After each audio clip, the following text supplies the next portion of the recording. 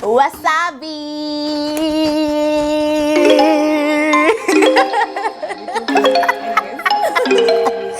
What's up, everybody? Welcome to episode number 2 of Sincerely Happy. Today I have an amazing friend of mine, Karibu, Miss Mugashia.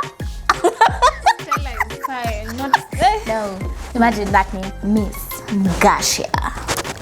That's for Instagram. It's only for the Instagram people. IG peke yake. Anyways, welcome to today's episode. As we said, on this platform we talk everything. We have fun. We do vibes. We do vibes. We do games. We enjoy vibes and we talk serious conversation. And today's conversation is all about the big P. But before we do that, we want to start with a game. And today we're going to do whisper challenge and wait for innuendo bingo. Yeah, big words like that. Innuendo bingo. Sijabant. Siwezi bant mimi. But tunaona ukiband. Sitabant. In the name of Jesus. Lani Sunday. In the name of Jesus. Amen. Anyway, so let's start with our first game where we'll be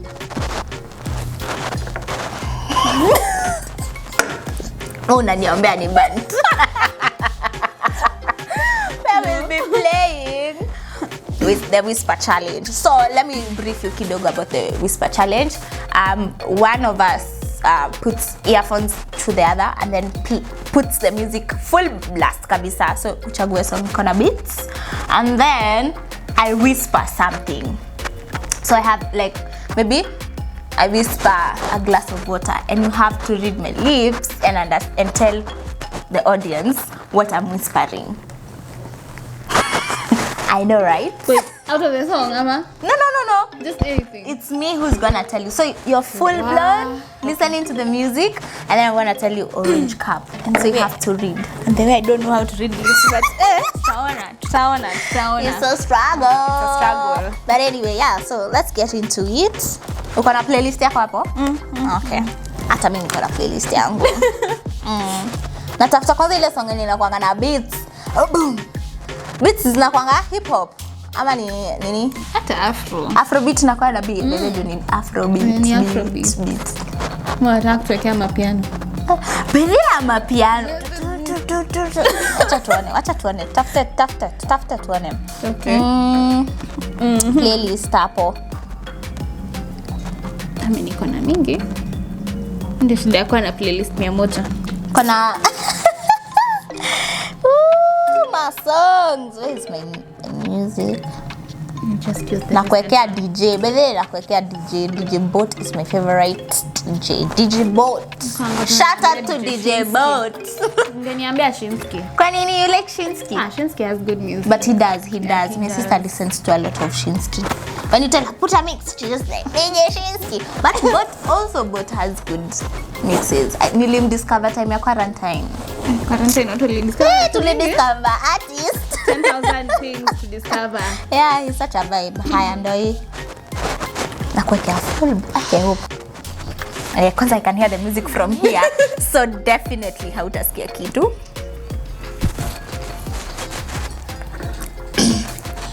So I'll start with something small. Okay. So, unanisikia? Nasema nini? So, alafu nimesema nini nyingine? Unanisikia? Alafu kacheka. Unanisikia? Saina.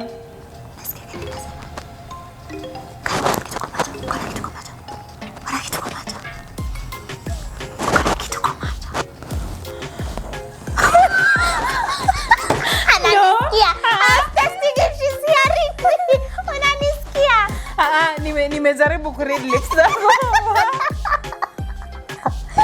Nitawhisper hivi. So, to be fair, our producer is the one who's going to tell us what to say because I might change nikiona ame win. So tell us what I will tell her.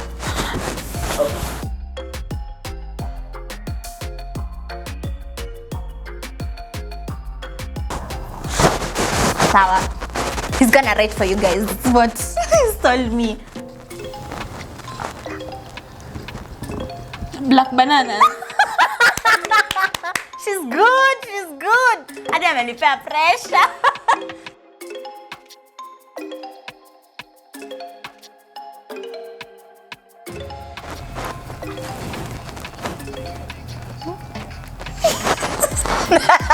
What?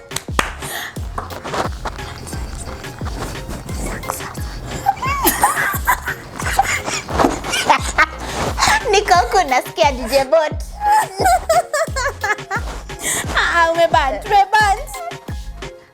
Mara ya mwisho, last one. Hi Santana.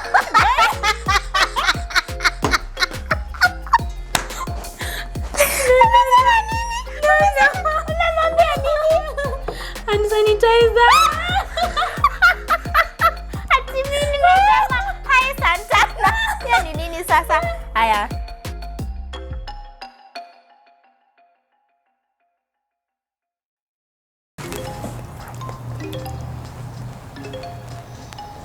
There's a baby somewhere. Sasa baby.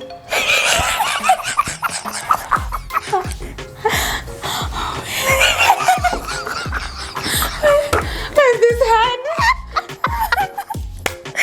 Okay. Santa baby. Aish.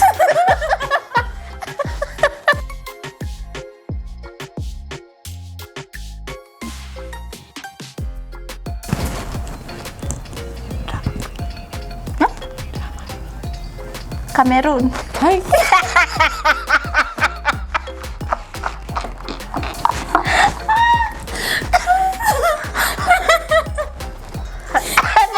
Kwani sipati kitu kwa hii game? Abisema? Drama queen. For once.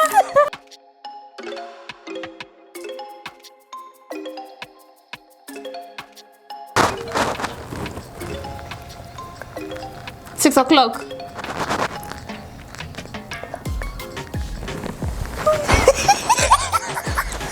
I can only see the teeth and the lip, the tongue itself. Nothing.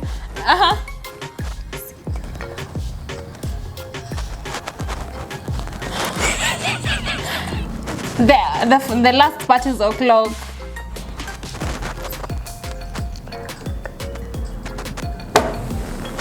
I quit on this one. Clock, but she tried. You said clock. City clock.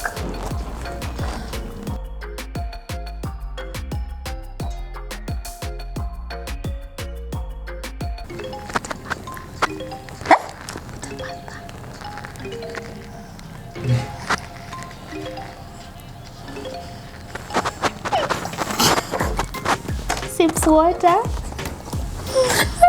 Any pure blood. Hata siwezi guess. I have no idea what to say. Peter Panther.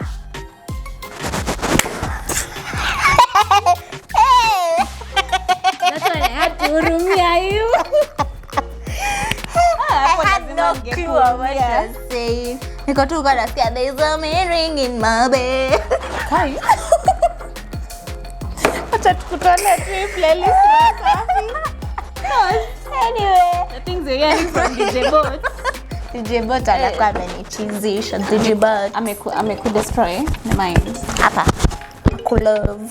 Napenda. Nakulove. Sio yo. Sio yo unafikiria. We're going to be talking about periods, our experiences, our first times, our experiences, even, you know, as we grow up. And we're going to share everything we've learned through, you know, our... Like, how long have you had your periods? Can you say, like, how long you've had? Is it like... I stopped counting. Na bado, imagine someone who's 40, who got 30s, Before we became menopause. Before we became menopause. It's a journey, but anyway, it's a journey that's usually gruesome, fun, and for a good reason. So I hope for a good reason. Maybe hapo tutaongelea tuone kama it's for a good reason, because the pain sometimes you're always like, It's so worth it. So maybe we can start with when did you get your first period? Wow. And where were you in? Were you aware of what periods are? I had my first periods in one of the most weird times in life, class 4. Where people just didn't know about anything about periods. So you're like the That's for sure. maturest young lady in your class. What are the boobs and everything. Titties. Now, uko holiday during the August session, because I remember it was August, and I first had my periods during that time in class 4. So, number one, I was scared. I didn't know what it was. Yeah. I think by that And it time was we also hadn't trauma. even done that class where you're taught about ovaries. You know, there's a class, I think class 5, that's when you do is it class 5 or class 6? Class 6. So you hadn't even done to understand what our system looks like. Yeah, true. So it was really shocking. Number one, it was really traumatizing because you don't know what is happening to your system. Then imekuja tu happen. Voila. And my first experience was not one of the best experiences ever. Yeah. Because imagine it's like, okay, yes, you have an elder sister in your life. Yes. But they assume you know about periods. So your mom is not at home. She cannot tell you about your periods. And also my family never told me about my periods. So I was like, okay, it's fine. So when I called my mom, she was like, ambia sister kusaidia. So I was like, okay, sawa. Ambia sister yangu anisaidia. Then my sis is like, Kwani you don't know how to use a pad? And I'm like, How am I supposed to know? how am I supposed to know these things? That's like, sure. tulizaliwa like the way ulizaliwa ukijua when you open your eyes you start seeing, ama when you open your mouth you start eating. It's something you have to be taught. So I felt like that was really traumatizing for me because sijaambiwa alafu una assume ninajua. So the whole journey was like weird the first few months, but I think with time nilikuja kulearn to adopt. So good thing about my first times, the first I think 2 years ilikuwa better because there was no cramping. It was just normal 4 days of your periods. Yeah. And you know everything else. Plus one other thing that I was never told is that you have to change pads after I don't know how long. So never just am I supposed to know? But good things I never had leaks in class. Yeah, those so experiences of like leaking in class or dropping. The day it was so awkward. Right now I don't think so, but okay, I don't know because I've not interacted with young people and get like below people in not high school, primary, to know like if you drop a pad it will be a whole conversation in class. I was like, it's so uncomfortable. Actually, the most embarrassing thing about it was that aungetoa pad kwa bag. Yeah, you had to. Ungengoja watu watoke class. Unaficha huko ndani. The boy child. Yani mbona boy child wa kitambo alikuwa anakaa hivyo? But you can't blame it on them really per se. They also were not like at that time period, and understanding that it's a normal thing. It had not been accepted that way as we are finding it right now. So yeah, ilikuwa too weird, but I got to adopt to the session that hata de mwingine ange experience in class, at least I knew something and I could help. But yeah. I remember my first time. I think we were getting ready to go for like some traditional Kikuyu things that happen on Sato. Either it was not a ratio. I think it's Kohanda or something. Or it was for a cousin. That is what matters. So I remember that day I was getting ready to leave, and then I was in my room. No, I went to the shower. And I'm checking my clothes, and I'm like, hey! What is happening? But I was a bit aware of what periods were. I had conversations around that within my family. My sister is a bit older, like 6 years. So of course, when you're hanging out with her, you'll see sometimes she's carrying this thing, and you'll be curious, and she'll tell you it's a pad, and she'll tell you at one time at about Afika. So for me, that one was not scary, like super. Okay, of course, when I saw it, I was like, hey, this is how it looks. This is how it looks. Why does it look like that? So I told my mom, and my mom is like, oh yeah. So she gave me she gave me, and she's like, do you know how to use it? I'm like, I don't know. I remember we sat with her in her room, and she showed me how to use it, and yeah, I learned from there. I'm so glad that my mom was there and she was able to teach me how to use it. And then she was like, you have to change it. I remember that time it was not so heavy, so she was like, when we are there you'll change it like once, and then we come before bed you also change, and then you just you unajisoma mwili, unasikia if it's too heavy una change. So for me it was comfortable. I just want to say something. Big shout out to my dad. So this is what my dad does. I don't know how he got to find out. So he's a retired teacher in primary school. So in their school they had like always used to come to schools and all that stuff, and they'd give out books. I remember that week he went to school and he brought me a book that explained what periods are, what it means and everything. So I was like, it was such a sweet gesture.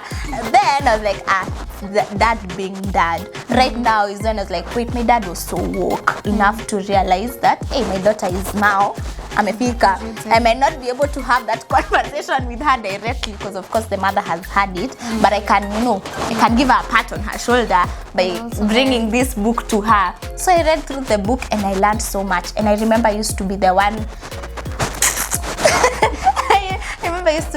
like in class telling other ladies like what to do, what to expect. The next thing we were to talk about was like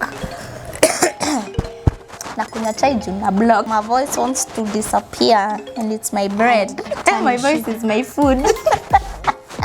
Your cup of tea. It's my anyway, so the next thing we were to talk about was like, what is the most embarrassing experience you've ever had? Hey, okay. For me, I don't think I've ever like had like a bad experience. Because after I got to know about my periods, I took a journey for myself. I think after what I saw, after my sister thinking that I knew about periods, nilikaa tu chini nikajambia, you know what? It's high time we start learning about these things. If you have to ask a female teacher about this, it's fine. So there was this teacher in my school. Yeah, she was a good mama. Yeah. But she taught me a lot. She told us about periods at around class 5. Tukalearn, tukajua venye sasa tutawak and everything else. So it felt really comforting. So with time I got to teach myself how to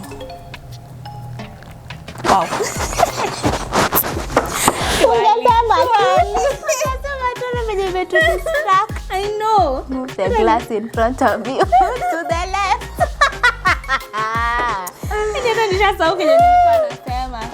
Anyway, but yeah, Lily learned from a teacher. I think she was called Madam Bogwa, if I'm not wrong.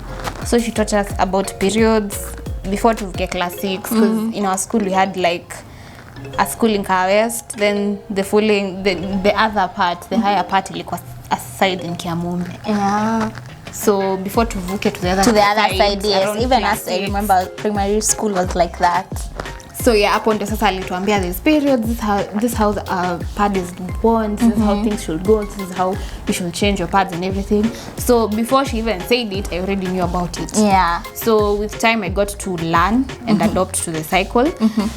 I think now I remember if I have an embarrassing moment. My first embarrassing moment was when hadi ukakumbuka. Imagine. Yeah. Nikiwa class 6, when I first had my first cramps ever. Hey, cramps. So you're in class, you don't know what is happening to your system, and then umekaa tu, and everyone sees you puking all over.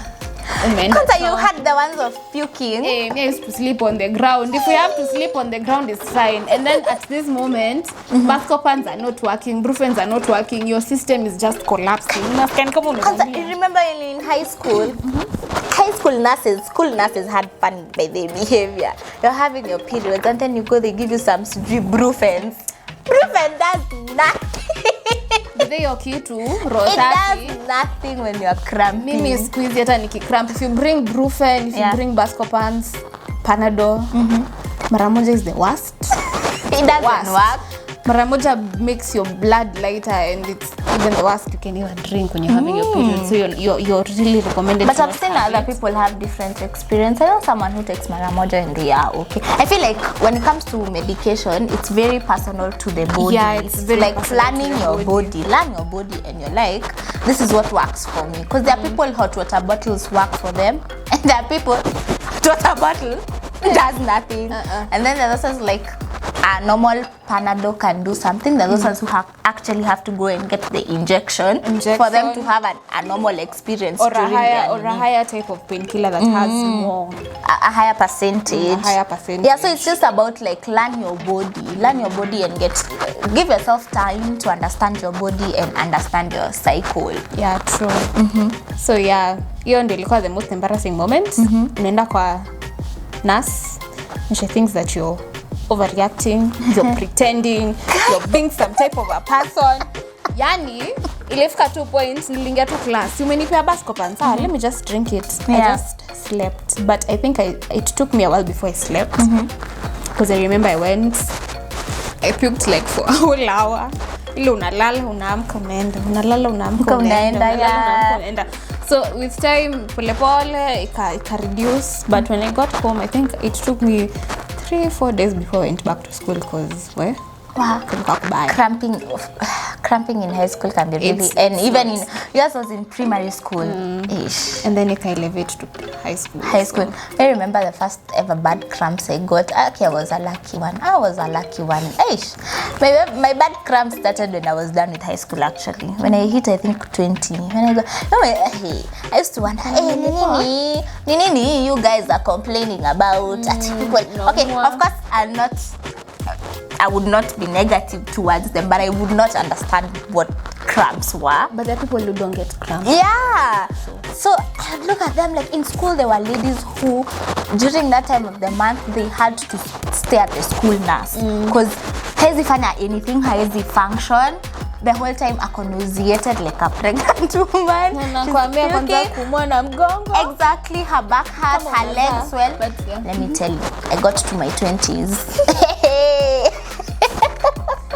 I think that's why my body was like, we were just waiting for you to get a little older. My own just shoot all over. You're getting periods, you even feel like your legs are swollen.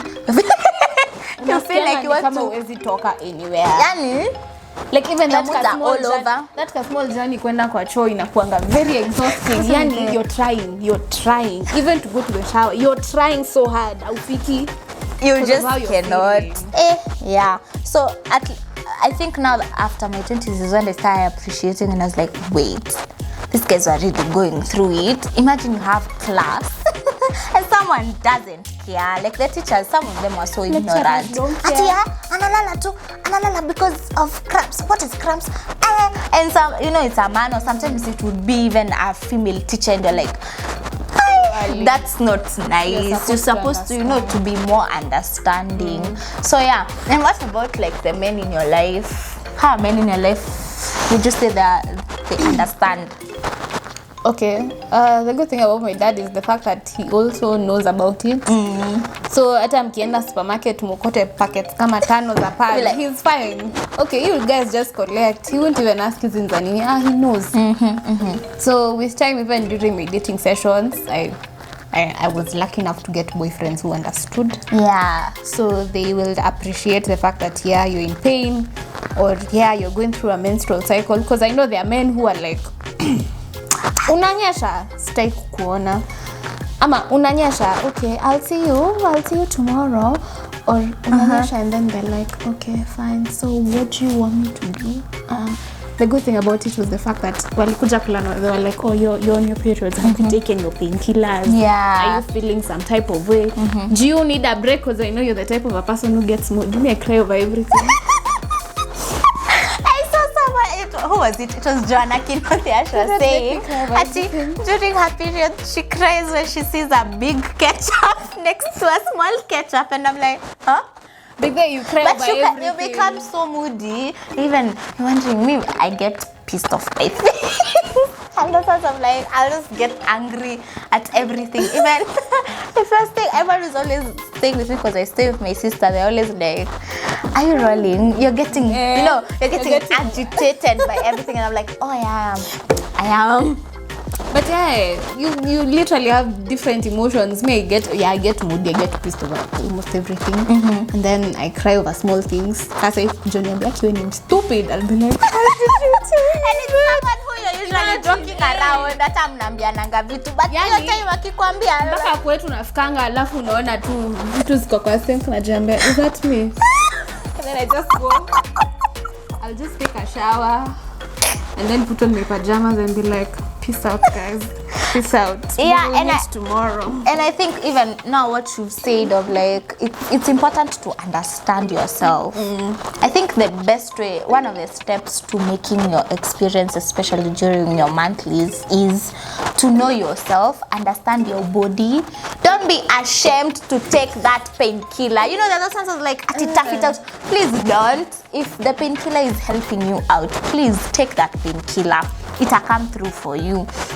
If you want to take some rest and you're in a space where you can take some rest or like leave work early if you can, you know, some bosses cannot allow you. But if you're in a space where you can rest, accept to rest and don't feel bad if you're not okay. It's okay not to be okay. Take time. Me that time by the I'm always agitated by people. So what I do, I'm so conscious. I'm like, I try and avoid people who I know tutakosana, tutazozana. So I keep to myself, I keep to my space so that I'm not getting angry over little things, which I know after those days are done, ndakuwa tu sawa. So during that time. Yeah. Plus also I think, listen to your body. Guys, by the way, listen to your body. If your body says, for me, normally what I do, yeah, before my periods, I definitely do go to the gym. Yes. And I know how things run. But ikifika at that time of the month and my body says I don't want to go to the gym, don't get me wrong, you can still work out. You can, when you're on your periods, but you can also take a break because you don't know what's happening to your system. If I don't take a break, my back will hurt 2 times worse. My tummy will get worse. I'll get pissed by everything. I think I remember there's a time I almost kuzad my gym instructor and nikamwambia, you know what guy? Mbona unaniongeza exercise na nimefanya zote? Why? I think I even pushed him away and he was like, what's wrong? Anashanga, yeah. So yeah, listen to your body, take some time. You can, I think one of the best things I learned last year was when I once did, when Chiki was having like an always campaign. Yeah. I saw you participated in some dance. Yeah. The whole concept of own your sexy was to own your sexy when you're on your period. Yeah. So owning your sexy, getting to dress the way you feel like, getting to go to the club if you want to, getting to dance if you want to, even going to the gym when you feel like. The whole concept was feeling sexy during your period. So even if you're in a moody session, you're emotional, don't be scared to dress up, wear some makeup, go out. Don't be scared to go do that because you're on your period. Yes. Just make sure you have everything packed, either your pads or your tampons or your menstrual cup. I've never tried a menstrual cup. Okay, by then we should talk about that. What have you ever tried in that spectrum? Mostly the pads and the tampons. I'm still skeptical about menstrual cups. Why though? I will try it. I don't know. Let me tell you guys, like honestly, But it's pads. I have never used anything else. Tampons feel comfortable when you don't want to wear, like, they're called period underwears. We call them. The undies that by the you way wear during your period. On normal days, people wear G-strings, G-strings. Mama, I know. If you try that, your kapag will move and go that side. So if those ones help if you don't want to wear the comfortable. If you don't want to wear the comfortable. Alafu the menstrual cup, I hate, menstrual cups last longer because they can last almost 1 year or even 2 years. I don't know. So you rewash it. You during your periods, you obviously unaiva ni kama tampon. But sasa when you have to pee, you have to empty the cup. Oh, you empty the cup when So you you want empty the cup, rinse it out. You can use a wipe to just dry it vizuri, to disinfect it or something, and then you put it back on. So like after to your try periods that. are done, you Yeah. have to disinfect that whole menstrual cup and put it and back put in it the safely, in the yeah. car bag. It has a car bag. But then that looks like a, sustainable It's very good because to the environment. To see these products that are being made that are helping. Because I'm imagining, the waste that comes with using a pad every 4 hours. The money The ni 4 sawa hours. ikiwa hivyo peke It's yake. 1,000 bob. It's But imagine if 1,000 you do your bob budget for pads the whole year. Wow. And there are parts that are almost 400 bob. I saw that people even buy pads at 400, and I'm like, God bless your soul. Niliona always wametengeneza pads za 400 ningia supermarket and I was like, okay. God bless your soul. 400, we are still at 100 and something. Yeah, but anyway. But even that 100 and something is also it's something that someone else doesn't have. It doesn't have. Yeah. So even when you're able to buy pads, it's also a privilege. It's a very big privilege. Like, if you're able to access these things, please Say thank you to God. say thank you to God if you're able to blessed. buy for yourself the painkiller, if you're able to choose between pads and tampons and the menstrual cup. Just be grateful to God. But don't, like, there's this suffering mentality that sometimes ladies, we've been told an African woman is a strong woman. So I remember I used to, when I first of all, I never used to get cramps. When I started getting them, I used to tough it out. And then one time my sister told me, I would try just having taking a painkiller. And my experience was totally different. Like, I was not feeling any pain. I was okay. Because once I took the painkiller, I just got better in a few hours. So I was like, mbona nilikuwa na suffer all that time? Okay, that type That one is, I'm strong. I am not taking painkiller through. No, take a painkiller. But one thing I came to realize is, I think it's something that I also learned during the only sexy part. Try 1 month of eating junk. Yeah. Then try 1 month of eating healthy. So 1 month of eating junk, measure the amount of pain you get from your cramps. Then take 1 month of eating healthy and then see how things go. That's true. But they also avoid sugary foods and especially like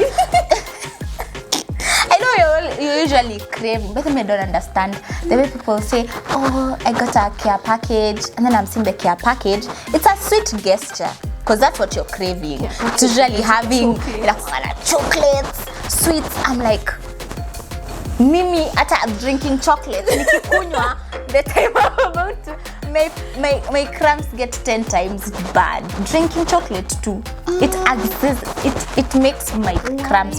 I don't know. Anything that has chocolate for me during my period does not work. So I'm always like, how is someone eating all that chocolate, all that sugar, sweets? To some people, it's very comforting. Oh, it comforts. Because for mimi hata nilikuwa na periods alafu niekee kikombe ya chai hapo iko na majani. I will cramp 10 times worse. Then bring me a cup of cocoa. Cocoa works or for you. drinking chocolate. I think that's why. Exactly. That's what I like. Ile time tumeka kwa ofisi and then you're like, why are you eating too much sweet? And I'm like, yeah. So the sweet tooth doesn't affect you. Okay, for me it doesn't affect me. It feels very comfortable. So yeah, that's why I eat a lot of sweets. Explains those guys who me, if you give me that care package, I'll be really happy. By the way, I will eat, but sitatoka kwa your bed.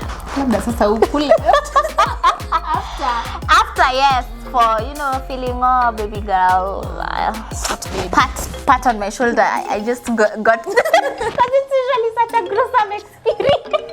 So I'm like, oh, and then now after I can have that care package. But I'm glad to hear now. I used to wonder, like, because it's a whole booming business where people sell for people those care packages, and what is inside is sweets and chocolates, and I'm like, guide me your face and nikaota. Nitalemewa kabisa. So yeah, maybe we can just go through the take homes for today. So one thing that we are heavy on is menstruation is normal. Like, it's our God-given blessing from God. I'm to bless. That's one. Two, if you have access to anything that can help you ease your experience during your period, please take it. Don't be ashamed. If you have the access to the pads, if you have the access to tampons, to the menstrual cup, to the sweets for comfort, to taking a break, you know, maybe leaving work early, or, you know, resting, just take that rest. Don't be ashamed. When you're cramping, please, tough it out. If you can use some hot water bottle to relax yourself, please take it. If you can buy painkillers, use them. If you get bad cramps, go get checked out. Sometimes by the bad cramps is related to endometriosis. Yeah, sometimes that, or then, you know, go see a doctor if you're having really bad cramps and get to know if you're okay or not. And if you're not okay, you get the correct medication for it. What other thing would we tell people as a take home? Yeah, don't be ashamed. Don't be ashamed to take out your pad in public. Yeah, you're on your it's period. period. It's fine. It's fine. If you have that pouch, there's a pad. Yeah, there's the pad pouch. If you have that pouch, don't be scared to take it off and go to the toilet and change your pad. It's fine. It's okay. And if you have a man who shames you because you're on your period, please educate him. Especially, by the way, like, important. if they are willing to learn, please educate them. We were having a conversation, and probably the next one we're gonna have dudes on set, because some people, like some dudes, and other than the things that we're taught, like in primary school and in biology in high school, they really don't understand what period is. Some people don't know. So if you meet a guy who doesn't know and they're willing, the main point is they are willing to learn. Usimbebe vibaya. Teach them. Yeah. Explain to them what periods are. Explain to them why you're down. You know, you're on a date and on your period, and they're like, why your mood's down? You're like, it's because hormones are going all over you and you can't control it. But I kind of love the guys who actually know. It's important. He's like, okay, you're moody. Everyone wants that, You but look sometimes sad. it's not what You're we crying have. over everything. He's like, yeah, you're on your period. Should I get your pads? But hey, big up to those men who buy their women pads. It's very Big up, good. by the way, big If you're up. a man and you feel ashamed of buying pads in a supermarket, then I don't know. Ask women buy condoms for you. Why don't you buy pads for us? She went there. She went there. But she I really had to. But it's true, like, educate yourself about the periods as a dude. Ask your lady friends, like, what you're not understanding. Look for someone, a sister, someone you're comfortable with. Get to understand. If it's your girlfriend na humwelewi, ask her questions like, hey babe, why this and this, why this and that. Yes, because it's important. At the end of the day, we both need it in our relationship. That's how we get the babies. Babies don't come from period. But it's through that experience. It's It's true that if that experience is not happening, it means your system has an issue, and it could affect your ability to get a child. So you have to appreciate the beautiful aspect of it, and this other one that is termed not beautiful, but it's still beautiful because it's part of the process. It's one, basically what you should know. Feel sexy during your periods. Feel beautiful during your periods. Enjoy your periods. Hata kama unaumwa, enjoy them. Love them. Usikae chini useme man, I hate my periods. No, love them. Love your periods. Enjoy your periods. Have fun. Go out. Drink if you want to drink. Party if you want to party. Dance if you want to. If you want to go to the gym, do it. Don't limit yourself because you're on your periods. Enjoy your periods. Yes. So that's all. Enjoy your period. Enjoy them. And that's on period. Periods. We're done. And we are period. We're done. Period. Period. Yeah. Okay.